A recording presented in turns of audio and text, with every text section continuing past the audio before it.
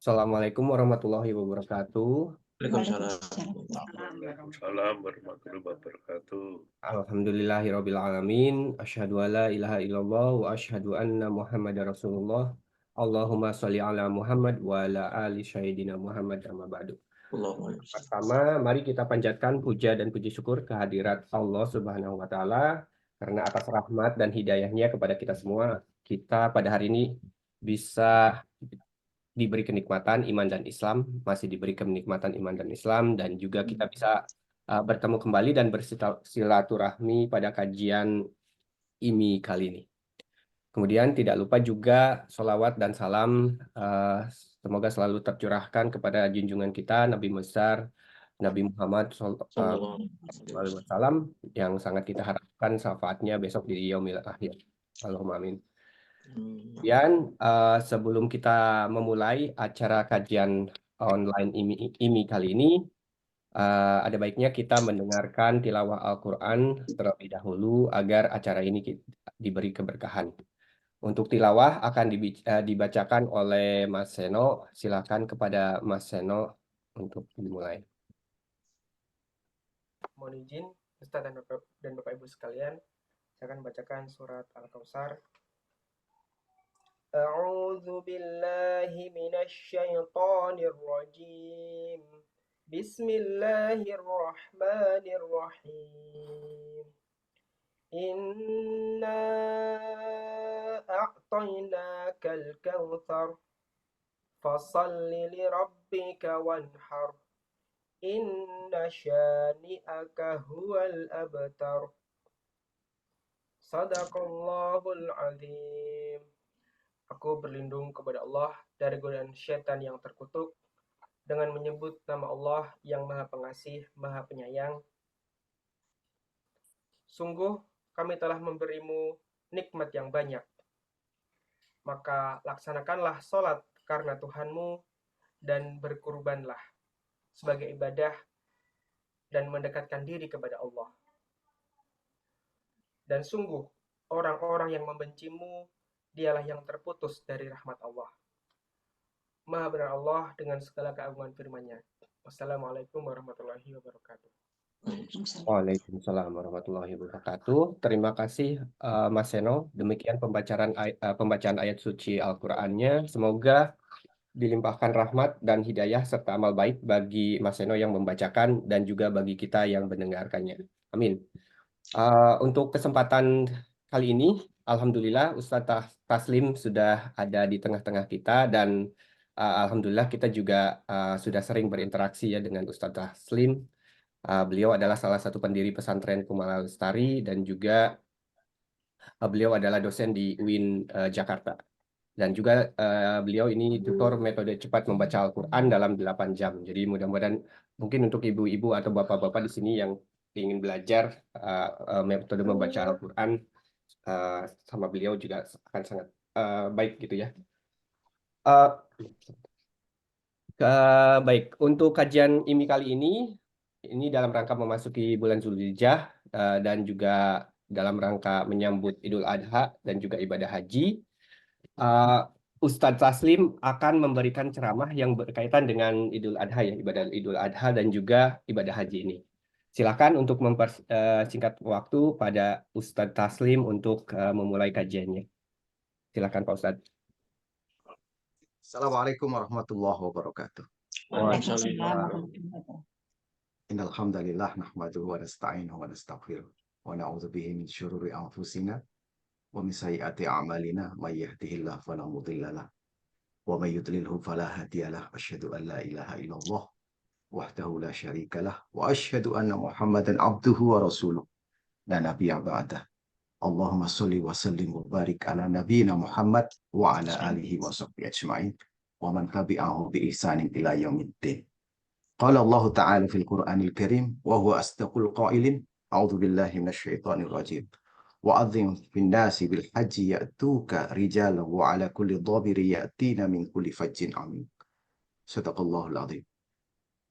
Puji syukur kehadirat Allah atas karunia-Nya, alhamdulillah. Kita bisa saling sapa, bersilaturahim ya. Yang paling praktis saat ini di era milenial ini yaitu melalui Zoom. Alhamdulillah, ini salah satu berkah yang Allah berikan di balik kesulitan. Ya, di balik kesulitan ada kemudahan, di mana seluruh umat manusia diuji dengan COVID-19. Alhamdulillah, di balik itu ada hikmah yang luar biasa. Ratusan orang ya yang saya tangani sendiri. Di luar saya lebih banyak lagi yang bisa membaca Al-Quran. Yang sebelumnya kesulitan sekali untuk menemukan guru, lebih-lebih saudara-saudara kita diaspora, Masya Allah. Ya, akhirnya mendapatkan kemudahan untuk membaca, mempelajari Al-Quran. Alhamdulillah, kita akhirnya bisa bersilaturahim, kita akhirnya bisa menjadi sahabat, bahkan seperti saudara. Alhamdulillah, banyak ya, teman-teman sahabat-sahabat dari IMI, ya, seperti Mbak Tin, Bu Susi, kedua Bu Susi, ya. Beserta masih banyak lagi yang sudah bersilaturahim. Alhamdulillah. Tidak lain karena itu semuanya karena Allah. Syukur kehadirat Allah. Alhamdulillahirabbil alamin. Moga-moga persaudaraan ini kita ini tidak hanya di dunia saja tapi sampai ke akhirat. Alhamdulillah. Moga-moga sekali lagi apa yang kita lakukan ini memang benar-benar untuk inna sholati wa nusuki wa mahyaya wa mamati lillahi rabbil alamin. Alhamdulillah, saya berterima kasih ketika dihubungi Mas David, kebetulan pas baru bangun pagi-pagi ya, Mas David menghubungi, Pak Ustaz ngisi. Alhamdulillah rabbil alamin. Allah mempercayakan kembali untuk bertemu dengan saudara-saudara kami ini yang sudah lama tidak bersua, tidak bertemu. Alhamdulillah bisa ketemu Bu Evi, bisa ketemu Bu Eis, Ani, ya. Selain memang yang lainnya tidak saya sebutkan karena hampir tiap hari ketemu pastinya. Alhamdulillah sekarang bisa bersua kembali dengan Pak Kenny ya. Alhamdulillah akhirnya bisa menemukan sahabat ya. Alhamdulillah. Ya. Sama Pak Pur, alhamdulillah setiap hari udah kayak orang tua kami sendiri. Semuanya itu karena Allah. Allah lah yang meratkan hati kita satu sama yang lain karena kita adalah ikhwah, karena kita adalah saudara.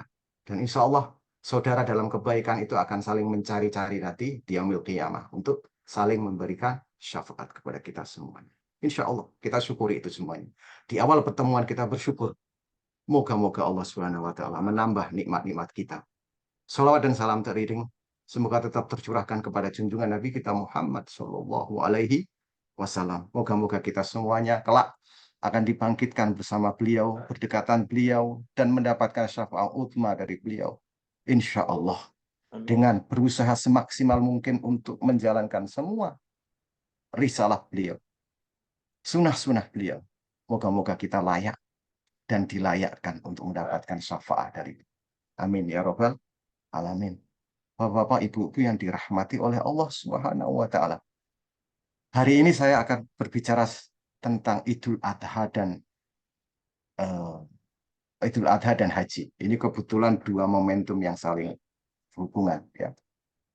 Tentunya yang paling saya tekankan untuk diri kita sendiri yang dulu sudah pernah berangkat haji atau yang belum pernah berangkat haji, yang saat ini sedang mau berangkat haji seperti Mas Kenny, Pak Pur, dan yang lain insya Allah pada waktu yang Allah tentukan nantinya untuk mempersiapkan diri kita bertemu dengan Allah. Karena sebagaimana halnya yang sering saya sampaikan, yang namanya haji itu adalah panggilan Allah. Kata panggilan Allah itu seperti halnya panggilan kita menuju Dia. Innalillahi wa inna ilaihi raji'un. Nah, Rasulullah Shallallahu Alaihi Wasallam menyampaikan satu hadis. Beliau menyampaikan bahwa al-hajju Arafah. Sesungguhnya haji itu puncaknya ada di Arafah. Kenapa? Ada kata-kata al-hajju Arafah. Karena memang hakikatnya sebenarnya undangan kita kepada Allah, undangan kita dari Allah ini adalah kita bisa bersua, kita bisa berkumpul bersama-sama sahabat. Ya. Dalam rangka undangan dari Allah Subhanahu wa Ta'ala. Kita dikumpulkan di suatu lapang yang mengingatkan bahwa itu adalah pada mahsyar nanti. Dengan dua helai kain yang mengingatkan kita dengan kain kafan yang kelak ketika kita akhir hayat kita. Tidak ada yang bisa kita bawa. Walaupun kita adalah orang yang memiliki kelebihan di dalam jabatan, di dalam kekayaan, di dalam popularitas, tetapi sebagai mukmin, sebagai muslim, yang dibawa adalah kain kafan. Disitulah kita merenungi. Dan memang kata Arafah itu sendiri artinya mengetahui. Arafah, mengetahui, pengetahuan namanya ma'rifah. Jadi Arafah itu adalah di mana kita berkumpul dan mengetahui siapa diri kita. Ma'asyiral muslimin, jamaah ini, bapak-bapak diaspora Indonesia yang ada di Eropa.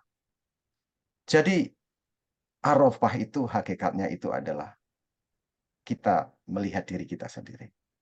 Ketika kita hidup selama ini banyak luput dosa, kita meneropong diri kita yang memiliki kelemahan-kelemahan.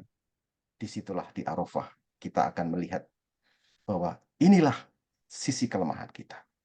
Sisi kelemahan kita ini harus kita akui di hadapan Dia yang mengundang kita.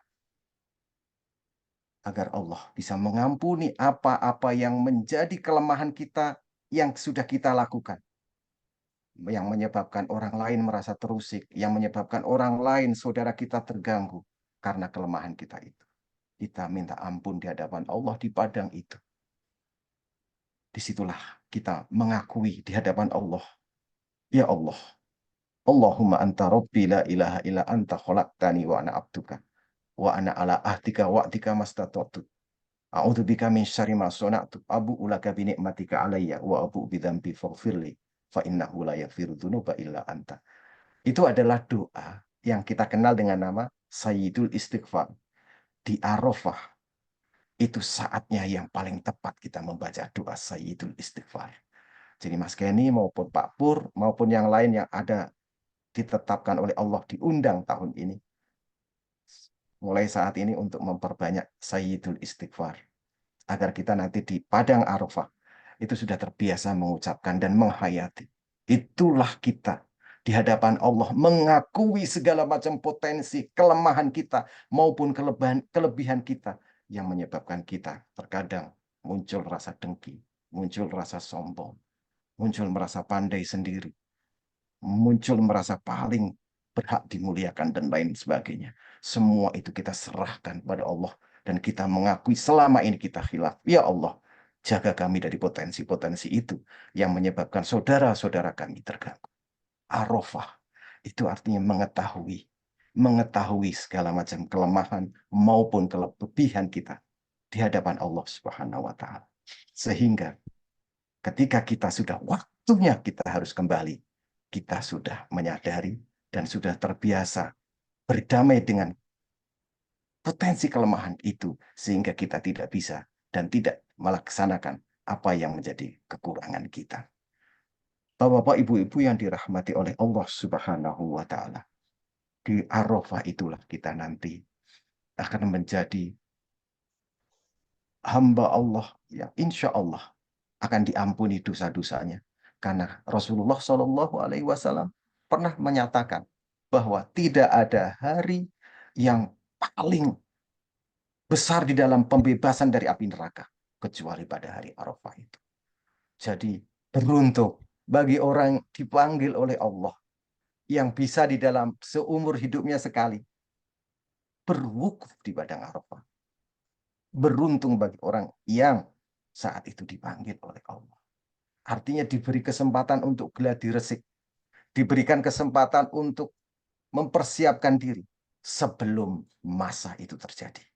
Kita sudah bersiap menghadapi yang namanya pertemuan dengan Allah yang sebenarnya.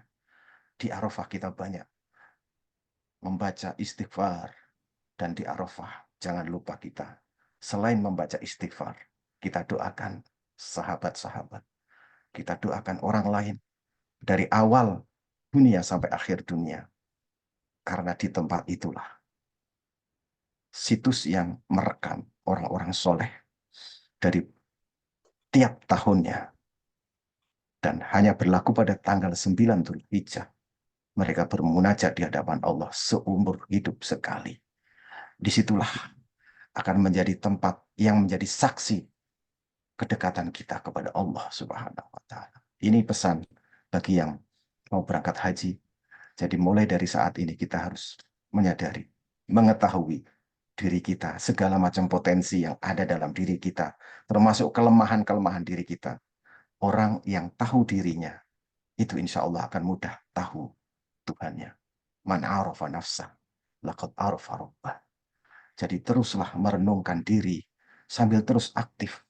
Karena sebenarnya kata wukuf itu bukan sekedar diam, tetapi wukuf itu adalah diam dengan penuh ta'zim, penuh dengan mengingat Allah Subhanahu wa Ta'ala. Artinya, waqafa itu sendiri artinya bukan sekedar pasif, diam dalam arti pasif, karena kata pasif dalam arti diam itu adalah terwakili dalam bahasa Arab dengan kata sakata. Sementara waqafa itu sendiri artinya diam, tapi penuh dengan aktif dalam bentuk perenungan. Jadi saat kita wukuf, perbanyaklah membaca istighfar, perbanyaklah membaca istighfar, segala macam istighfar, termasuk Sayyidul Istighfar, termasuk Rabbana dzalamna anfusana wa illam taghfir lana wa tarhamna lanakunanna minal khasirin. Itu adalah doa yang dibaca oleh Nabi Adam alaihissalam ketika beliau diusir dari surga turun ke bumi. Kebetulan, bukan kebetulan, di tempat itulah Nabi Adam beserta istri beliau, yaitu Siti Hawa, bertemu. Itulah Arafah. Arafah itu adalah tempat di mana Adam menyadari segala macam kekeliruan akibat potensi yang dimiliki olehnya. Sambil terus introspeksi terhadap dirinya. Rabbana dzalamna anfusana. Ya Allah, ya Tuhan kami, sesungguhnya kami telah berbuat zalim terhadap diri kami. Wa illam taghfir lana. Kalau engkau tidak mengampuni kami, lanakunanna minal khasirin. Kami pasti akan jadi orang yang merugi. Adam sudah hidup bahagia, sudah hidup tenang di alam surga. Tetapi karena dia memiliki potensi di mana dia menginginkan hidup abadi, dibarengi dengan bujuk rayu iblis, akhirnya Adam pun tergoda. Dia menginginkan hidup yang abadi. Akhirnya dia mau mengikuti ajakan dengan memakan buah khuldi. Maka diusirlah Adam dari surga. Nah, di Arafah itulah Adam bertemu dengan Siti Hawa. Dan mereka menyadari kekeliruan-kekeliruannya yang menyebabkan dia terusir, yang menyebabkan dia hidup tidak bahagia. Segala macam aktivitas pekerjaan yang menghasilkan semua tentang kehidupan dunia jelas balik dilakukan oleh umat manusia, kaum muslimin.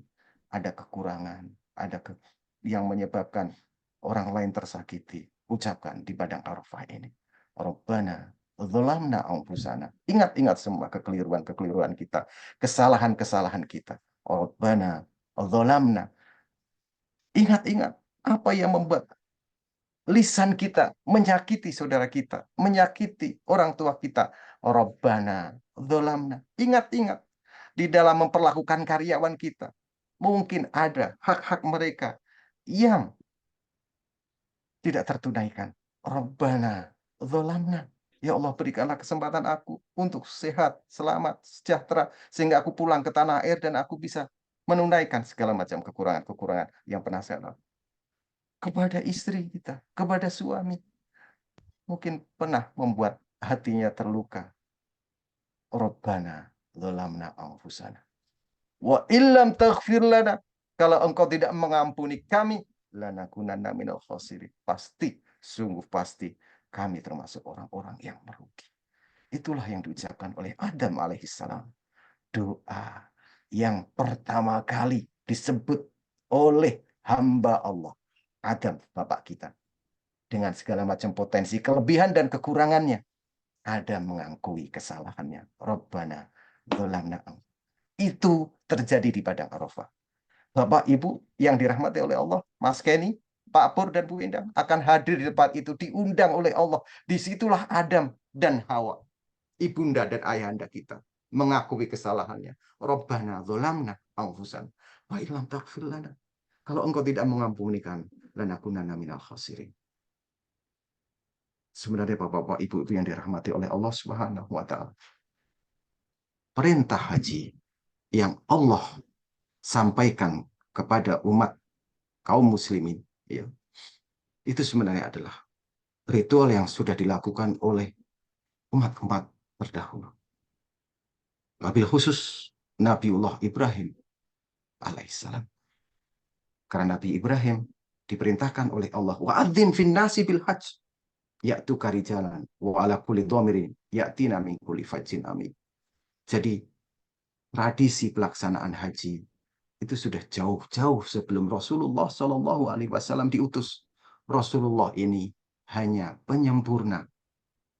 Rasulullah ini hanya membersihkan ibadah-ibadah haji yang sudah dikotori oleh umat setelah Nabi Ibrahim alaihissalam. Bapak-bapak, ibu-ibu yang dirahmati oleh Allah Subhanahu wa taala, berkaitan dengan Ibrahim alaihissalam dan putranya, memang itu terjadi pada bulan Dzulhijjah. Selain orang yang berangkat haji itu dilaksanakan dengan nama Idul Adha atau yang kita kenal Idul Kurban, sebagai tanda kita merayakan hari raya yang besar. Orang Melayu bilang, disitulah kita menyembelih kurban sebagai bentuk kesyukuran kita kepada Allah Subhanahu wa taala yang telah Allah berikan kepada kita nikmat-nikmat yang banyak, sebagai bentuk ritual mengingat perjuangan Ibrahim dan putranya dalam membangun fondasi rumah Allah untuk diibadahi, yaitu melaksanakan sholat. Bapak-bapak, ibu-ibu yang dirahmati oleh Allah Subhanahu wa taala. Allah Subhanahu wa taala menyebutkan di dalam surat Al-Baqarah, A'udzubillahi minasyaitonir rajim. Wa id yarfa'u Ibrahimul qawaida minal baiti wa Ismail Rabbana taqabbal minna innaka antas samiul alim. Ingatlah tatkala Ibrahim beserta putranya yang bernama Ismail membangun fondasi rumah Allah sebagai tempat ibadah, mengabdi kepadanya. Mereka berdua berdoa, Rabbana taqabbal minna. Ya Allah, terimalah pengorbanan dari kami. Innaka antas sami alim. Sesungguhnya engkau maha mendengar, lagi maha mengetahui.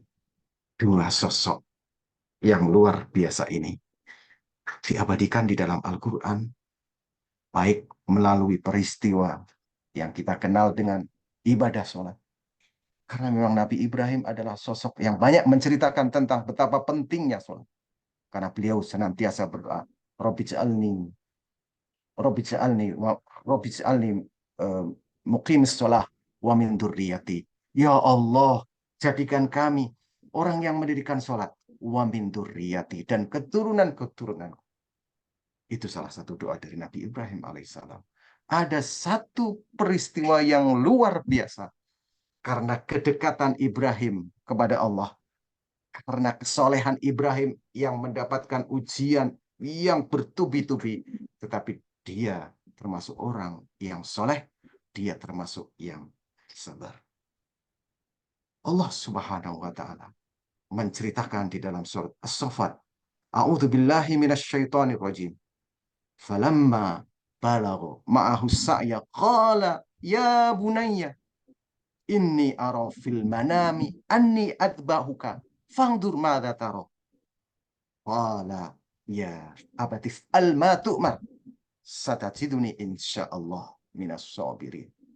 Falamma balagha ma'ahu sa'ya, Allah menyebutkan tatkala anaknya ini sudah mampu membantu orang tuanya, yaitu Ibrahim. Artinya tatkala Ismail itu sudah mampu membantu orang tuanya, dalam arti membangun Ka'bah. Qala, Ibrahim berkata, ya bunayya, sesungguhnya aku, Inni ara fil manam, aku bermimpi, anni atbahuka, sesungguhnya aku menyembelihmu. Pandur mata taruh. Maka bagaimana pendapatmu, wahai anakku? Kata-kata dalam Al-Quran ini begitu indah. Seorang Al-Khalil, seorang kekasih Allah, seorang nabi yang ketika mendapatkan perintah melalui mimpi, di mana mimpi para nabi itu adalah kebenaran, sudah yakin bahwa Ibrahim itu mendapatkan perintah dari Robnya, dia tetap berdialog dengan anaknya. Bukan memaksakan. Bukan kata-kata, aku semalam bermimpi menyembelih engkau. Wahai anakku, laksanakan tugas ini. Tidak seperti itu. Tetapi yang dilakukan oleh seorang bapak yang penyayang itu adalah berdialog. Fanzur madza tara. Bagaimana pendapatmu, wahai anakku? Ini bukan berarti Nabi Ibrahim ragu dengan perintah Allah, bukan. Tetapi ini adalah bentuk dialogis seorang ayah yang sangat mencintai putranya dan memberikan kesempatan sebuah pengalaman spiritual yang keluar dari putranya yang dia didik selama ini dengan doa dan amal soleh, suri tauladan yang baik. Maka jawaban seorang putra yang soleh tadi, langsung beliau mengatakan, ya abatif'al, ya bapakku, wahai ayahanda, dengan panggilan yang cukup mesra, if'al ma tu'mar, lakukan apa yang diperintahkan oleh Allah, satajiduni, engkau akan mendapati aku, insya Allah minas sabirin, termasuk orang-orang yang bersabar. Bapak-bapak, ibu-ibu yang dirahmati oleh Allah SWT, Ismail menjadi suri tauladan bagi anak terhadap ayahnya. Yang diperintahkan oleh ayahnya itu adalah sebuah kebenaran. Maka respon dari anak yang soleh, aku bersama dengan ayah anda. Karena ini adalah perintah Allah. Dan disinilah sosok seorang ayah yang berhasil mendidik putranya digambarkan dengan sosok Ibrahim alaihissalam. Bapak-bapak, ibu-ibu yang dirahmati oleh Allah Subhanahu wa taala, karena cintanya Ibrahim yang begitu besar, mengingat sekian lama, sekian tahun, Ibrahim alaihissalam adalah seorang pejuang di jalan Allah.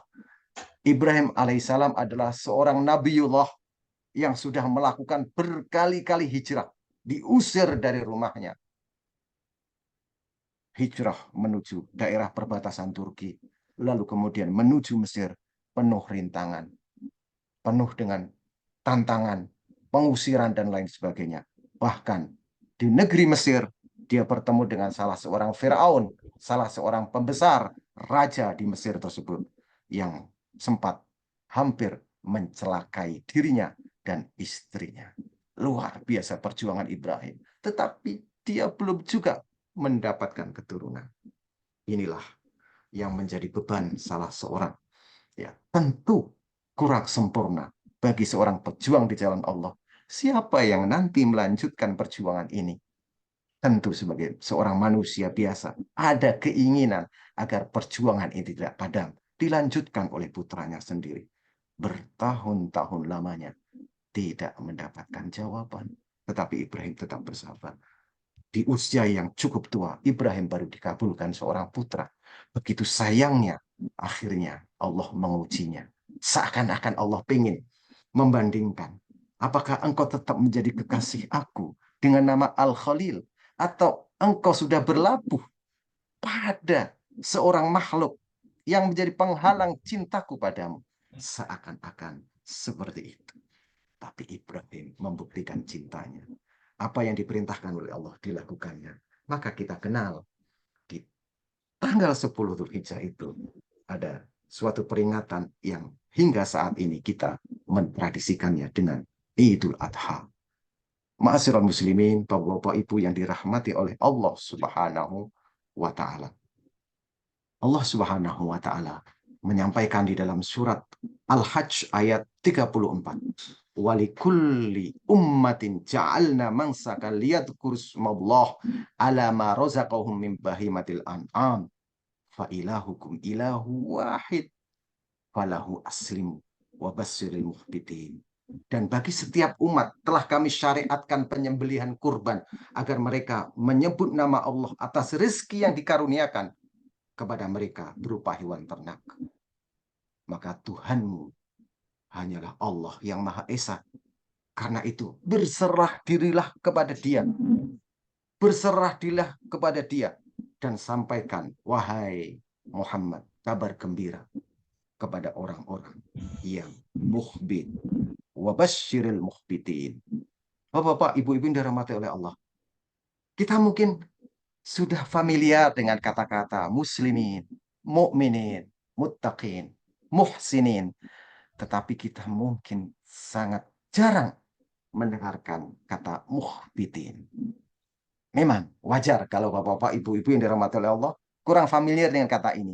Karena kata mukhbitin ini hanya disebut sekali kata mukhbitin di dalam Al-Quran. Itu adalah dalam surat Al-Hajj ayat 34. Siapakah orang yang mukhbit ini? Dan apa korelasinya dengan peristiwa Idul Adha yang akan kita laksanakan kelak nanti? Dan peristiwa suri tauladan dari Nabi Ibrahim dan putranya Nabiullah Ismail alaihi wassalam. Seorang yang dikatakan mukhbit di dalam Al-Quran ini, Allah selanjutnya menegaskan. Siapakah orang yang mukhbit itu? Al-mukhbitun, manhumul mukhbitun. Siapa orang-orang yang mukhbitin itu? Allah menyebutkan dalam ayat selanjutnya, alladzina idza dzukirallahu wajilat qulubuhum was-sabirina ala ma asabahum wal muqimis shalah wa mimma razaqnahum yunfiqun. Orang-orang yang disebut dengan mukhbit, orang yang tunduk dan orang yang patuh, itu adalah orang yang apabila disebut nama Allah, hatinya bergetar. Ketika terdengar kata Allah, Bismillahirrahmanirrahim, bergetar hatinya. Dan ada kerinduan untuk senantiasa menyamai, membersamai kalimat-kalimat yang menyebut nama kekasihnya, Allah Subhanahu wa Ta'ala. Bismillahirrahmanirrahim, bergetar dia. Allahu Akbar, bergetar. Subhanallah, bergetar. Alhamdulillah, bergetar. Di mana disebut nama Allah, dia bergetar. Itu adalah ciri-ciri orang mukhbitun. Itu adalah ciri-ciri orang yang patuh. Itu adalah ciri-ciri orang yang tunduk. Idza dzukirallahu wajilat qulubuhum. Itu ciri yang pertama. Dan ciri yang kedua, was-sabirina ala ma asabahum. Dan dia bersabar atas apa yang menimpa dia sebagai ujian dari Allah. Dan selanjutnya, ciri orang yang disebut dengan al-mukhbitun itu adalah yang ketiga, wal muqimis shalah. Senantiasa mendirikan sholat. Dan selanjutnya, ciri sebagai orang al-mukhbitun adalah wa mimma razaqnahum yunfiqun. Dan membagikan rezeki, sebagian rezeki yang telah Allah berikan kepadanya. Ma'asyiral muslimin, rahimakumullah. Sosok al-mukhbitun itu tergambar persis dengan orang yang meneladani kisah, yang belajar dari kisah Nabiullah Ismail alaihissalam. Beliau adalah ketika mendengar kata-kata, mendengar firman dari Allah Subhanahu wa Ta'ala, sami'na wa ta'na, karena hatinya lembut, hatinya bergetar ketika mendengar nama tersebut. Wajilat qulubuhum was-sabirina ala ma asabahum. Siapa yang meragukan kesabaran Ismail, dia adalah korban penyembelihan yang dilakukan oleh ayahnya, dan dia mengatakan bukan sebagai kegilaan, tetapi ini adalah bentuk daripada kepatuhan. Sami'na wa ta'na faf'al ma tu'mar. Lakukan wahai ayahanda. Satajiduni insyaallah minas sabirin. Engkau akan dapati aku sebagai orang yang bersabar. Sabar terhadap apa yang menimpa. Bapak-bapak, ibu-ibu yang dirahmati oleh Allah, kita mungkin bisa saat ini dengan berbagai macam ujian yang kita hadapi, ujian di dalam kehidupan sehari-hari, maknai kehidupan ini dengan bentuk kesabaran. Insya Allah ujian-ujian yang Allah berikan kepada kita bukan untuk membuat kita itu teraniaya. Wa mallahu bidzalamin lil abid. Allah sekali-kali tidak pernah menzalimi hambanya. Tetapi yang menimpa kita, ujian kita saat ini adalah dalam rangka agar kita menjadi orang yang lebih dekat kepada Allah. Sabar itu adalah bentuk sebagai perbuatan kita setelah menghadapi ujian. Itu kita yakin bahwa Allah senantiasa bersama orang yang istiqomah. Itulah Ismail yang mengabulkan perintah yang bapaknya mendapatinya melalui mimpi. Dan selanjutnya, muqimis sholat. Siapa yang meragukan tentang sholatnya Ismail? Siapa yang meragukan tentang sholatnya Ibrahim? Beliau itulah yang membangun fondasi sholat. Di mana alhamdulillah umat Islam, umatnya Rasulullah SAW untuk selanjutnya di kemudian hari diperintahkan sholat. Dan kiblatnya itu adalah Baitullah Ka'bah. Ka'bah di mana dibangun ulang oleh dua manusia, ayahanda dan putranya, Ibrahim dan Ismail. Inilah orang yang meletakkan rumah Allah Subhanahu wa taala yang nanti selanjutnya kita menjadikan sebagai kiblat kita umat Islam di dalam ibadah kita. Wa mimma razaqnahum yunfiqun, dan memberikan rezeki dari rezeki yang telah kita dapat atas pemberian Allah Subhanahu wa taala. Kita berbagi. Ismail membagikan daging-daging yang hasil sembelihan sebagai ganti dirinya dibagikan kepada khalayak di rumah sekitarnya. Itu adalah sebagai bentuk rezeki dari Allah Subhanahu wa taala. Siapa yang tidak kenal kebaikan Ibrahim, di mana hari-harinya beliau tidak pernah makan kecuali menunggu kedatangan orang-orang yang lemah bersamanya. Suri tauladan Ibrahim perlu kita hidupkan di dalam kehidupan kita sehari-hari. Dan bapak-bapak, ibu-ibu yang dirahmati oleh Allah, ada momentum di mana yang perlu kita ambil dan perlu kita ingatkan di dalam peristiwa ini. Arafah, di mana jamaah haji bermunajat dikumpulkan oleh Allah di padang Arafah. Kita yang ada di rumah kita masing-masing, di negeri kita masing-masing, kita melakukan sebuah sunnah Rasulullah yang diperintahkan untuk melakukan ibadah puasa, di mana Rasulullah SAW bersabda, "Man shoma yauma Arafah, ghufira ma taqaddama min dambihi ma ta'akhkhara wa ma taqaddam." Barang siapa yang berpuasa di hari Arafah pada tanggal 9 Dzulhijjah, di luar orang yang wukuf, Allah pasti mengampuni dosa-dosa tahun yang lalu maupun tahun yang akan datang. Sayang, kesempatan 9 Dzulhijjah yang terjadi hanya setahun sekali, kita tidak memanfaatkan dengan baik.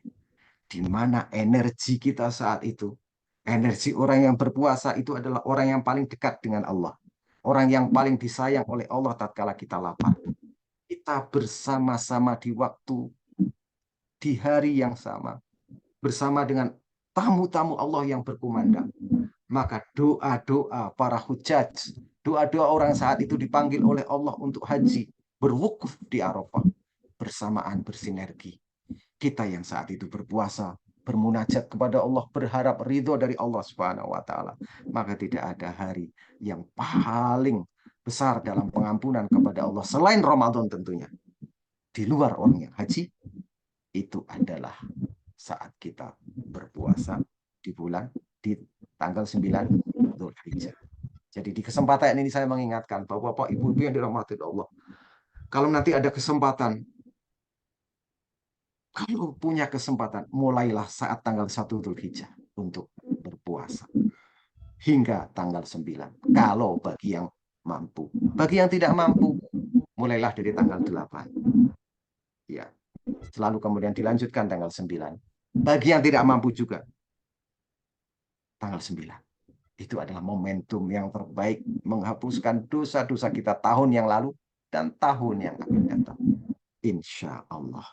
Ma'asyiral muslimin, rahimakumullah. Insya Allah, dengan pengetahuan kita, Arafah, kita bersama-sama mengetahui siapa diri kita. Segala macam potensi negatif dan positif kita akui. Sehingga kita tidak terlalu menuruti sehingga kita tidak berlebihan di dalam hal-hal yang menjadi kekurangan kita. Insya Allah, apa yang menjadi kelemahan kita akan diganti dengan kebaikan-kebaikan oleh Allah Subhanahu wa Ta'ala. Manusia yang baik itu bukan berarti manusia yang sempurna tanpa cacat, tetapi manusia yang terbaik itu adalah yang memiliki kekurangan, tetapi dia menyadari. Tidak ada manusia yang sempurna, karena sebenarnya yang sempurna hanya Allah. Tetapi manusia yang terbaik itu menyadari bahwa dia potensi bersalah. Dia menyadarinya, dan dia berharap ampunan dari Allah Subhanahu wa Ta'ala. Yang pernah dicontohkan oleh Bapak kita. Ketika beliau melakukan perbuatan dosa, beliau langsung menengadahkan ke langit. Rabbana dzalamna anfusana. Kita sewajarnya, seharusnya mencontoh akhlak yang dilakukan oleh ayahanda kita.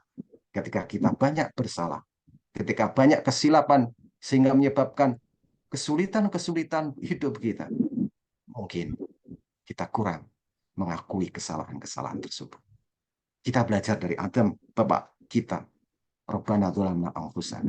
Jangan sampai kita sebagai putra Adam justru meneladani sosok iblis yang menjadikan kita terlempar dari surga. Karena iblis ketika ditanya tentang kesalahannya, bukan menyadari bahwa dirinya yang bersalah, tetapi iblis justru menyalahkan Adam. Kenapa engkau ciptakan Adam? Aku diciptakan dari tanah. Aku diciptakan dari api, sementara dia diciptakan dari tanah. Kenapa aku harus bersujud padanya? Itulah menjadi awal dari dosa saya muncul, sehingga aku terusir. Jadi iblis tidak menyadari kekurangan dia. Justru iblis menyalahkan orang lain. Bapak-bapak, ibu-ibu yang dirahmati oleh Allah, Arafah itu adalah introspeksi diri kita terbesar. Ada di mana di luar haji kita, saat kita tidak diberi kesempatan oleh Allah untuk datang ke Arafah, untuk datang ke tanah sucinya, tapi kita memiliki kesempatan beramal soleh yang nilainya bisa saja senilai ibadah haji dan umrah. Salah satunya itu adalah kita beribadah di hadapan Allah Subhanahu wa Ta'ala, sholat subuh berjamaah di masjid, kemudian kita merenungkan, kita terdiam sebentar sampai datangnya syuruk, lalu kita sholat 2 rakaat. Maka sholat kita dalam keadaan kita bermunajat kepada Allah dari subuh sampai syuruk tersebut dinilai oleh Allah menurut sabda Rasulullah, hajjan wa umratan tamah, sempurna, sempurna, sempurna. Bapak-bapak, ibu-ibu yang dirahmati oleh Allah, jadi jangan berkecil hati bagi yang belum dipanggil oleh Allah. Masih ada amalan-amalan yang lain yang kemungkinan itu bisa lebih besar daripada orang yang haji. Bagi yang dipanggil oleh Allah tentunya, yang perlu dihindari itu adalah satu, agar tidak terjebak di dalam innal hamda, sesungguhnya pujian, wan ni'mata, semua kekayaan, laka wal al-muluk, kekuasaan, itu adalah li, semua adalah milik aku. Semua kita kembalikan pada Allah. Innal hamda, sesungguhnya pujian, sesungguhnya nikmat berupa kekayaan selama ini yang aku peroleh itu adalah karena kemudahan dari Allah. Atau mungkin saya diberikan kekuasaan, itu semua adalah kekuasaan amanah dari Allah. Laka wal mulk, semua milik engkau ya Allah. La syarika lak, tidak ada sekutu baginya. Sehingga ketika kita datang ke tanah suci, kita mengucapkan talbiyah, labbaik Allahumma labbaik, labbaik la syarika lak labbaik. Maka Allah dan malaikat mengatakan labbaik wa sa'daik. Selamat datang dan aku senang dengan kehadiranmu. Jauh-jauh hari kita sudah dinanti oleh Allah. Labbaik wa sa'daik. Na'udzubillah min dalik. Na'udzubillah min dalik. Akibat harta kita yang haram, merasa kita segala-galanya di dalam hidup, seakan-akan kita sebagai penentu dari kebaikan manusia. Kita tanpa saat menyadarinya, kita menyebut semuanya itu adalah aku, semuanya adalah aku. Nikmat itu adalah milikku. Kalau tidak hasil susah payahku dan kepintaranku, mustahil aku dapati. Innal hamda wan nikmata laka wal mulk. Serahkan, kembalikan semuanya pada Allah. Itu adalah amanah dari Allah Subhanahu wa Ta'ala. Ketika kita mengatakan bahwa itu adalah karena aku, itu adalah karena aku, kita masih haus dengan pujian, maka jauh-jauh hari Allah dan para malaikatnya. Ketika kita mengucapkan talbiyah, labbaik Allahumma labbaik, Allah dan para malaikat mengatakan, la labbaik wala sa'daik. Aku tidak senang dengan kehadiranmu. Aku tidak senang dengan kehadiranmu. Aku tidak welcome dengan kehadiranmu. Na'udzubillah min dzalik. Karena itu Bapak-bapak, Ibu-ibu yang dirahmati oleh Allah, yang berhaji ketika nanti berikhram, perbanyaklah membaca talbiyah, labbaik Allahumma labbaik, labbaik la syarika laka labbaik. Hadirkan Allah sebagai pemberi nikmat, pemilik pujian, dan pemilik kekuasaan yang saat ini kita menjadi termuliakan oleh Allah. Itu karena kebaikan Allah Subhanahu wa Ta'ala. Bapak-bapak, Ibu-ibu yang dirahmati oleh Allah, di ujung kalimat ini, saya mengajak kepada bapak-bapak dan ibu-ibu yang dirahmati oleh Allah untuk senantiasa bersyukur kepada Allah.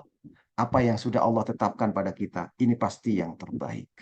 Moga-moga atas kebaikan yang telah Allah berikan ini, membuat kita semakin dekat, semakin khusyuk, semakin bertanggung jawab di dalam menjalani kehidupan yang sangat singkat ini. Moga-moga kita semua termasuk menjadi hamba-hamba Allah yang bersyukur. Barakallahu li wa lakum. Subhanakallahumma wa bihamdika asyhadu an la ilaha illa anta astaghfiruka wa atubu ilaik. Dari saya, wassalamualaikum warahmatullahi wabarakatuh. Waalaikumsalam warahmatullahi wabarakatuh. Terima kasih Pak Ustadz atas kajiannya, ceramahnya ini. Mungkin saya bacakan secara singkat rangkuman yang dapat saya cerna, dan setelah ini nanti kalau misalkan ada Bapak yang ingin bertanya, saya persilahkan. Jadi kalau dari segi rangkumannya seperti berikut. Haji adalah panggilan dari Allah, haji Arafah, dan kita akan berkumpul kelak di padang mahsyar seperti yang terjadi di padang Arafah pada saat haji. Arafah berarti mengetahui tempat kita berkumpul dan mengenal diri kita sendiri. Di Arafah kita melihat sisi kelemahan dan juga kelebihan kita sendiri. Arafah adalah waktu yang tepat untuk membaca doa istighfar. Kita mengakui segala kelemahan dan kelebihan dari kita di hadapan Allah. Kita serahkan semuanya kepada Allah dan mengakui kesalahan kita selama ini. Sehingga saat kita kembali untuk yang berhaji, kita sudah berdamai dengan kekurangan kita dan juga tidak mengulangi kesalahan. Kemudian pada hari Arafah juga Allah akan mengampuni dosa-dosa kita.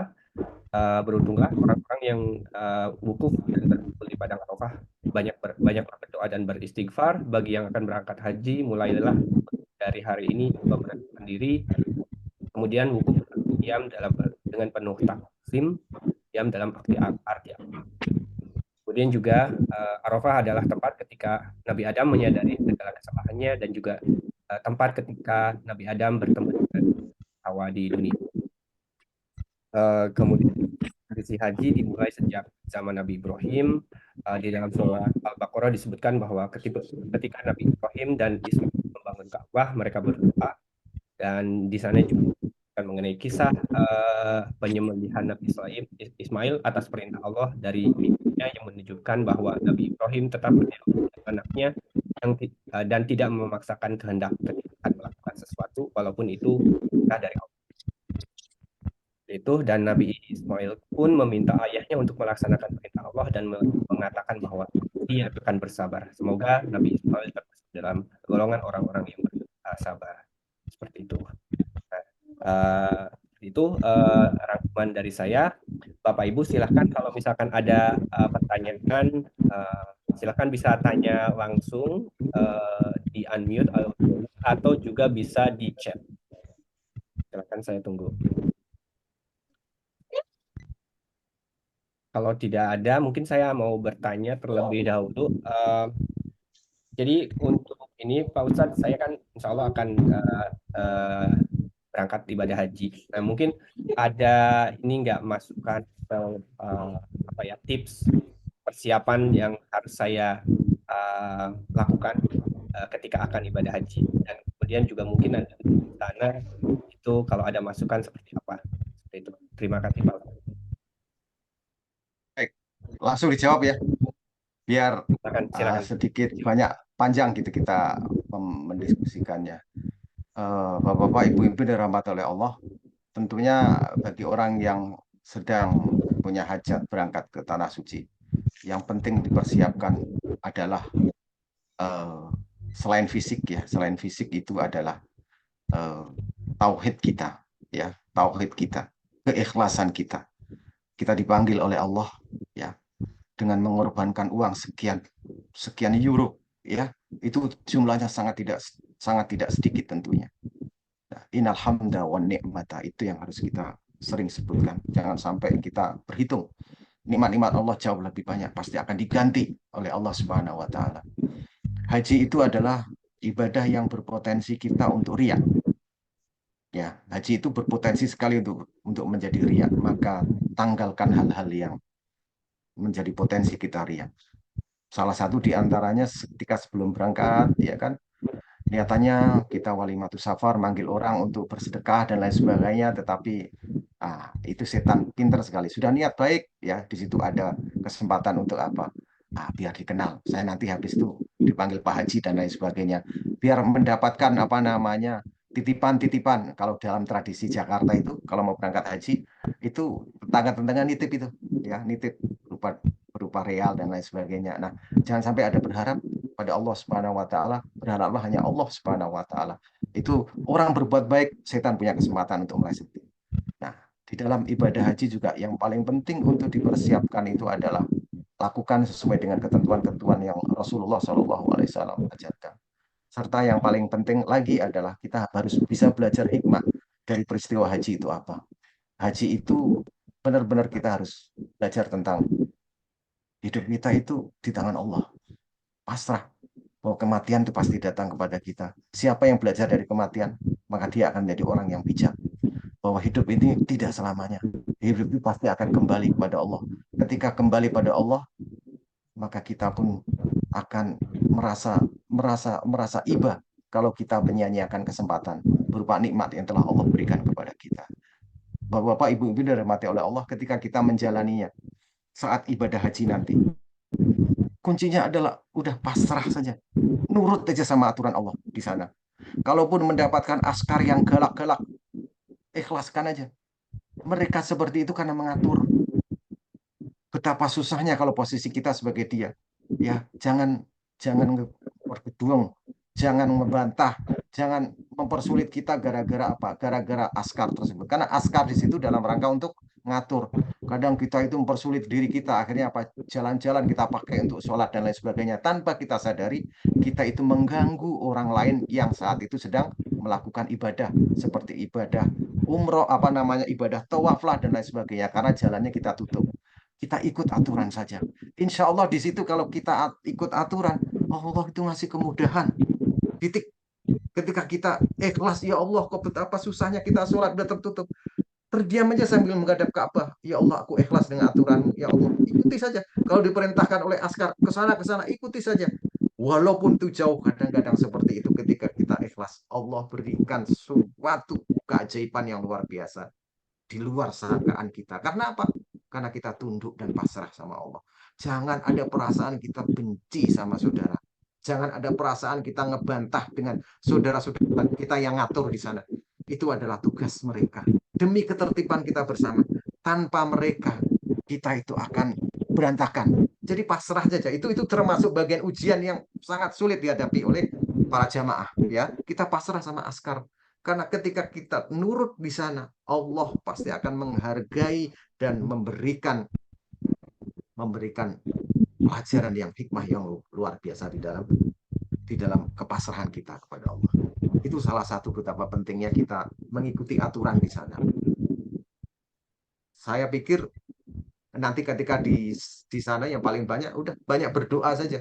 Doa untuk anak-anak, ya. Doa anak-anak, Rabbi auzi'ni an ashkura nikmataka allati an'amta alayya wa ala walidayya wa an a'mala sholihan tardahu wa aslih li fi dzurriyyati inni tubtu ilaika wa inni minal muslimin. Itu doa yang markotok dalam Al-Qur'an, ya. Itu doa yang menyangkut tentang kita bisa bersyukur pada Allah dengan baik, kita bisa mensyukuri atas nikmat-nikmat jasa orang tua kita yang mendidik kita seperti ini. Itu juga karena berkat beliau-beliau orang tua kita, ya. Kita tetap menyebut itu, an ashkuru nikmataka allati an'amta alayya wa ala walidayya wa an a'mala sholihan. Ya Allah, bimbing kami untuk senantiasa berbuat amal soleh, ya. Tardohu, yang engkau ridho dengan amalan itu. Wa aslih li fi dzurriyyati, ya Allah, perbaiki urusan kami ya Allah. Dalam hal apa? Meninggalkan generasi-generasi anak cucu kami ya Allah. Engkaulah yang memegang ubun-ubun anak cucu kami ya Allah. Pasrahkan semua pada Allah. Tidak ada yang mustahil, walaupun saat ini ya Allah berat sekali menghadapi anak saya ya Allah seperti ini ya Allah. Tidak terpanggil untuk sholat, susah untuk ibadah ya Allah. Serahkan sama Allah sepenuhnya. Wa aslih li fi dzurriyyati inni tubtu ilaika wa inni minal muslimin. Ya, itu dari Al-Quran luar biasa. Insya Allah tempat yang mustajab itu akan dikabulkan oleh Allah. Karena tidak ada yang lain dari ibadah haji itu kecuali apa? Kebahagiaan kita di dunia dan kesejahteraan kita di akhirat. Bapak bisa melihat nanti di surat Al-Baqarah ayat 201. Ada perintah haji yang panjang, ujungnya apa? Rabbana atina fid dunya hasanah wa fil akhirati hasanah wa qina adzabannar. Itu doa satu jagat bahagia di dunia dan di akhirat. Salah satu bahagia dunia dan akhirat itu apa di antaranya? Memiliki keturunan yang soleh. Wa aslih li fi dzurriyyati inni tubtu ilaika wa inni minal muslimin. Ya Allah, perbaiki ya Allah urusan anak-anak saya ya Allah. Itu semua urusanmu. Wa aslih li fi dzurriyyati inni tubtu ilaika. Aku bertobat kepadamu, mungkin dulu kelalaian aku ya Allah. Ampuni ya Allah, aku ini dhaif dan engkau tahu apa yang saat itu menjadi kelemahan aku sehingga aku meninggalkan kewajibanku mendidik. Ya Allah, ini tubtu ilaika, aku bertobat, aku serahkan semua pada engkau ya Allah. Wa inni minal muslimin, dan aku berserah diri padamu. Insya Allah dikabulkan sama Allah di tempat yang paling suci. Dan kebetulan, dan bukan kebetulan, dan memang di dalam ritual tawaf itu selalu ujungnya adalah antara rukun Yamani sampai rukun Hajar Aswad adalah ditutup Rabbana atina fid dunya hasanah wa fil akhirati hasanah wa qina adzabannar. Jadi diawali dengan bismillah, dengan doa apa saja ketika di penghujung rukun Yamani tetap Rabbana atina fid dunya hasanah wa fil akhirati hasanah wa qina adzabannar. Simpel. Jadi ibadah suci, ibadah haji itu sebenarnya ibadah yang simpel. Diawali dengan Hajar Aswad, bismillah Allahu akbar. Kita membaca doa subhanallah, alhamdulillah semampu kita ya, membaca Rabbi firli wali walidayya, terus membaca Rabbana hablana min azwajina, sambil mengingat ini adalah situs-situs di mana Nabi engkau ya Allah, Nabi Ismail membangun ya Allah, membangun Ka'bah bersama bapaknya ya Allah. Ya Allah, Rabbana atina. Ya Allah, aku meneladani kisah-kisah mereka ya Allah. Mereka adalah anak dan bapak yang soleh, jadikan kami ya Allah setidaknya seperti mereka ya Allah. Walaupun kita di dalam hati kita ada kretek seperti itu, tidak mengucapkan dalam arti doa, dalam arti bahasa kita, Allah ngerti apa yang kita sampaikan dengan bahasa ibu kita. Allah itu paham walaupun tidak menggunakan bahasa Arab. Di setiap putaran itu sampaikan seperti itu. Memang ini Ka'bah ini memang kebetulan adalah banyak mengkisahkan tentang hubungan orang tua dan anak, termasuk tanggung jawab orang tua kepada Allah Subhanahu wa taala dalam mendidik anak. Ya, jadi banyak bermunajat pada Allah tentang kesolehan anak-anak keturunan kita. Wa aslih li fi dzurriyyati inni tubtu ilaika wa inni minal muslimin, dan aku termasuk orang-orang yang sudah berserah diri pada Allah. Serahkan sepenuhnya pada Allah. Kun fayakun, kalau engkau menghendaki anakku soleh insya Allah. Seperti itu. Di penghujungnya Rabbana atina fid dunya hasanah. Itu adalah kebahagiaan dunia dan akhirat. Komplit. Jadi ibadah haji itu adalah ibadah kebahagiaan dunia dan akhirat. Apa yang mengganjal diri kita saat hidup kita di dunia saat ini, tuangkan sepenuhnya di sana. Insya Allah Allah akan mengijabah doa kita. Di sana tempat yang mustajab. Insya Allah. Innahu was-samiul alim. Dia maha mendengar, lagi mengetahui apa yang terjadi dalam diri. Demikian Pak Kiai. Baik, terima kasih atas jawaban dan nasihatnya Pak Ustadz Taslim. Silakan, ada Bapak Ibu yang lain yang mau bertanya.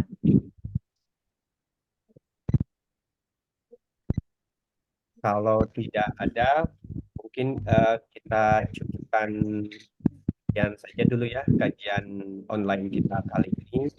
Sebelum menutup, saya ada sedikit pengumuman bagi Bapak Ibu yang ingin berkurban dari jarak jauh namun khawatir tentang penyaluran. Ini bekerja sama dengan Rumah Asuh mempersembahkan kurban pertama. Program ini dirancang untuk memudahkan Bapak Ibu dalam beribadah kurban dengan harga yang terjangkau tanpa mengurangi kualitas dan juga keabsahan proses kurban. Nah, ini untuk yang penyalurannya ini disasarkan ke berbagai wilayah pedalaman di Jawa Barat yang masih minim perurbanan. Ini ada beberapa wilayah, diantaranya Kabupaten Tasikmalaya, Garut, Bandung, Cianjur, dan juga Sukabumi, daerah-daerah pedalaman. Untuk besarannya dalam euro itu antara 110 euro sampai 120, dan untuk info lengkapnya itu sudah kami sebarkan di grup WA ini. Jadi untuk penyaluran pembayaran juga sudah kami sebarkan di sana, dan nanti kami akan ingatkan lagi lanjut lagi. Mungkin itu sedikit pengumuman dari IMI. Berikutnya kita cukupkan sekian kajian kita kali ini.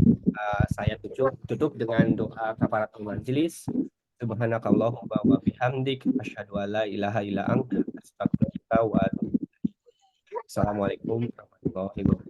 Sekali lagi terima kasih Ustaz Taslim atas kesempatannya dan juga ilmunya yang insya Allah sangat bermanfaat, dan juga untuk Bapak Ibu semuanya terima kasih juga telah bergabung di kajian IMI kali ini.